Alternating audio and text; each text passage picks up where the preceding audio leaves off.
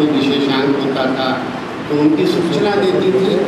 तो इस तरह से एक पूरा परिवार बनता था, एक ग्रुप बनता था, जिससे कि हम एक व्यापक रूप में और एक हमें ज़्यादा परिवार मिलते थे और एक ज़्यादा क्षेत्र मिलता था, बड़ा विस्तार मिलता था। अब एक चीज़ थोड़ा सा बराबर उठती रही, कुछ शिकायत के दौर में और से उठती रही कि नई पीढ़ी जो है वो एक तो ये है कि साहित्य से दूर होती जा रही है, लेकिन साहित्य से, और दूसरी बात ये आई कि योगियों ने इतना बड़ा काम किया है या इंटरनेट ने इतना बड़ा काम किया है कि नए रचनाकारों को एक मंच दिया है। तो ये थोड़ा सा एक अतिशयोक्तिपूर्ण बात है। आपको याद होगा कि आप नए रचनाकार की मैं आपको बात बताऊं, निराला ने जब पहली कविता लिखी थी जूही की कली और महावीर प्रसाद द्विवेदी की सरस्वती में छपने के लिए भेजी थी, तो वो उन्होंने रिजेक्ट कर दिया। निराला की कविता रिजेक्ट कर दी थी, जबकि निराला उस समय लिख रहे थे। और वो कविता ऐतिहासिक रूप से पहली कविता उनकी थी, जो बाद में इतनी प्रसिद्ध हुई कि आज हर पाठ्य पुस्तकों में लगी हुई है और वैसे भी लोकप्रिय है। तो ये कोई नहीं है। और मैं आपको अपने जीवन का अनुभव बताऊं कि मैं जब पढ़ता था, धर्मवीर भारती जैसे जो लोग थे जो उस समय धर्मवीर निकाला करते थे, बड़े बड़े रचनाकार, अगर रचना में दम है तो धर्मवीर भारती का पत्र लड़के के पास में आता था कि जरा होली विशेषांक के लिए बढ़िया सा फीचर लिख के भेज देगा। ये मैंने पत्र अपने आँख से देखा है कि बड़े बड़े उनके आशीर्वाद पाने के लिए तरफ तो वो धर्मवीर भारती लिख रहा है लड़के को, बीए के विद्यार्थी को, और अकेले जैसे इतने धुरंधर कवि वो उसकी 3 कविताएँ मांग रहे हैं अपने संकलन में छप रहे हैं। तो ये क्यों है? वो किसी का रिश्तेदार नहीं था, वो सामान्य हमारा साथी बीए का विद्यार्थी। मगर रचना में अगर कुछ दम है, कुछ अपील है, तो वो छपेगी। और मैं आपको बता दूं कि ये बहुत ज़रूरी है कि अपनी रचना पे सम्मोहित जो हुआ वो गया। वो भी रचनाकार नहीं हो सकता, कुछ भी हो जाए रचनाकार नहीं होता, छलता है अपने।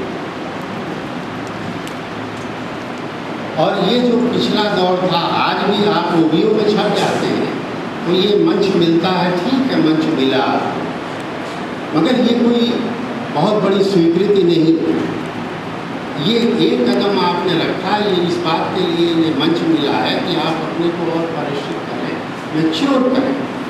ये नहीं कि वाहवाही लूटते रहे, उसी टाइप की तमाम रचनाएँ लिखते रहे, पता लगा महीने में एक लिखते थे और हफ्ते में एक और लिख रहे हैं, घनाघन भेज रहे हैं, तो एक दिन ओबियो भी आपको रिजेक्ट कर देगा। ये मेरा दावा है। तो इस तरह से एक अपील मेरी है कि अगर हम सभी यहाँ बैठे हैं, लिखते हैं, तो पढ़ना भी चाहिए। कम से कम अपने समय के साहित्य को और साहित्यकार को जानना चाहिए। जहाँ तक नए रचनाकारों की आप बात, जिसमें निर्मला बुकुल है, कवित्री आदिवासी क्षेत्र से, मध्य प्रदेश से, महुआ माझी है आदिवासी क्षेत्र से,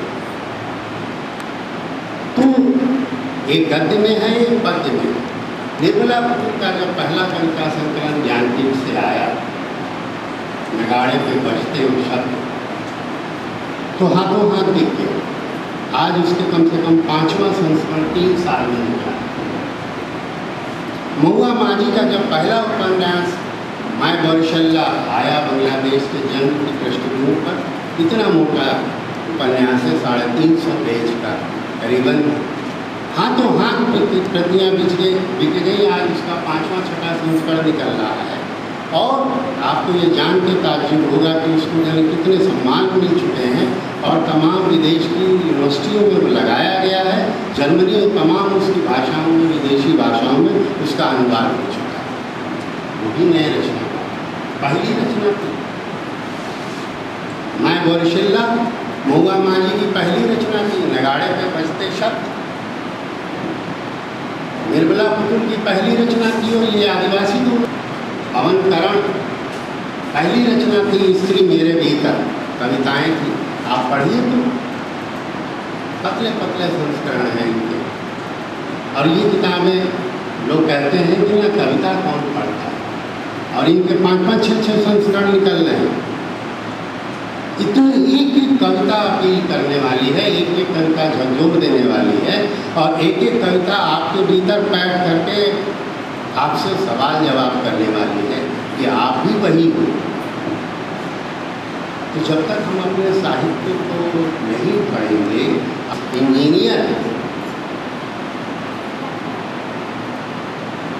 मतलब साहित्यकार नहीं है।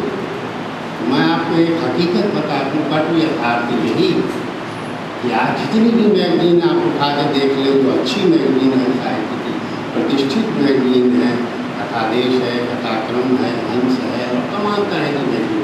आज भी बड़ी स्त्री पत्रिकाएँ निकल रही हैं, बहुत सुंदर पत्रिकाएँ निकल रही हैं। पहलबंद हो गई है, साथी है, बनारस लखनऊ से तमाम तरह की पत्रिकाएँ निकलती हैं। और इनको जब मैं पढ़ता हूँ, मैं रेगुलर ढंग से पढ़ता रहा हूँ, और तो इनमें ज़्यादातर कोई पत्रकारिता से जुड़ा हुआ है, कोई मास कम्युनिकेशन से जुड़ा हुआ है, कोई इंजीनियर है, कोई डॉक्टर है। ये हिंदी का ठेका ख़त्म हो गया साहित्य का, वो बीते गए ज़माने की बात हो गई। और मैं तो ये भी कहूँगा कि इंजीनियर, डॉक्टर और जो ये और पर्यावरण से जुड़े हुए लोग हैं या चिकित्सा से जुड़े हुए हैं, तो ये कहीं बेहतर कविताएँ लिखे। मेरा भाई खुद MD है, आर्ट स्पेशलिस्ट है, BHU का प्रोडक्ट, मगर कविता का रूप लगा तो काशीनाथ सिंह, नामवर सिंह और फलाना जितने बनारस का कवि समाज और पूरे भारत का कवि समाज जो उससे जुड़ा हुआ है, मुझसे जुड़ा नहीं हुआ है, जबकि मैं हिंदी का प्राध्यापक पिछले 25 साल से पढ़ा रहा हूँ। पत्रिकाएँ निकाली हैं, उनके कविता संग्रह आए हैं। रुचि का मतलब यही नहीं होता कि आप भी लिखें। रुचि का ये भी मतलब होता है कि हम अपने समय के साहित्य को कितना पढ़ते हैं और कितना समझते हैं। केवल पढ़ना ही काफ़ी नहीं। तो ऐसा नहीं है कि अंतर्जाल आया है तो पुरानी चीज़ें अपनी व्यर्थ हो गई, उनकी अपनी महत्ता है। और अच्छी चीज़ें जो अगर अंतर्जाल में जाना चाहें, अगर आप चाहें कि जितनी ये फेमस चीज़ें आज के समय की हैं, आज के दौर की हैं, अगर आपको अंतर्जाल में मिले तो नहीं मिले, ये आपकी किताब खरीदनी ही पड़े।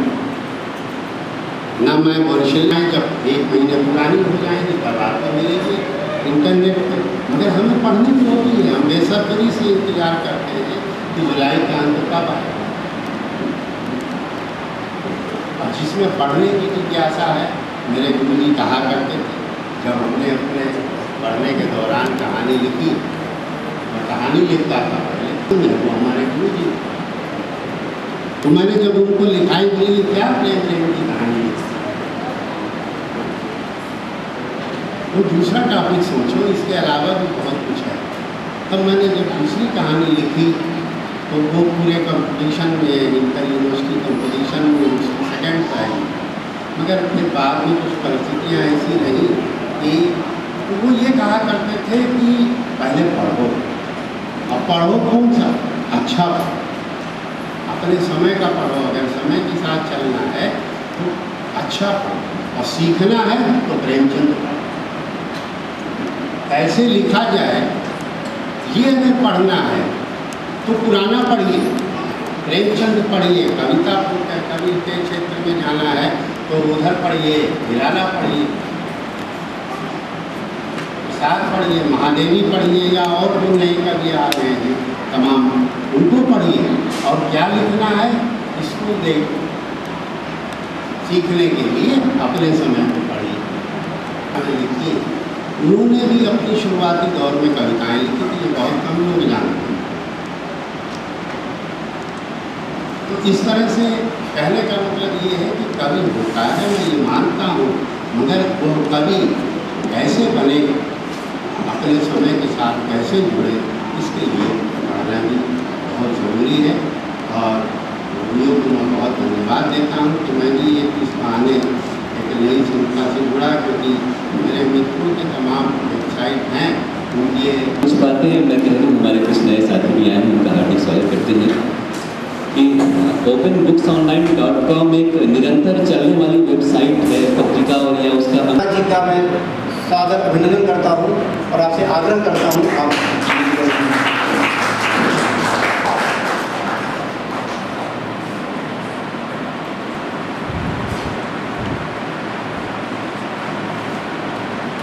धन्यवाद। प्रबंधन सदस्य श्री राणा जी से हार्दिक अनुरोध है, आप अवश्य अवश्य अवश्य अविलंब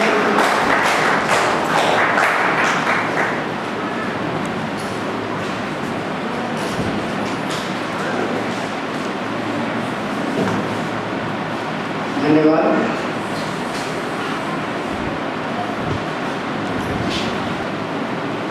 अनुरोध करता हूँ आकर सरस्वती वंदना से इस सम्मेलन का, इस मुशायरे का शुभारंभ करें श्री सुधीर पांडे।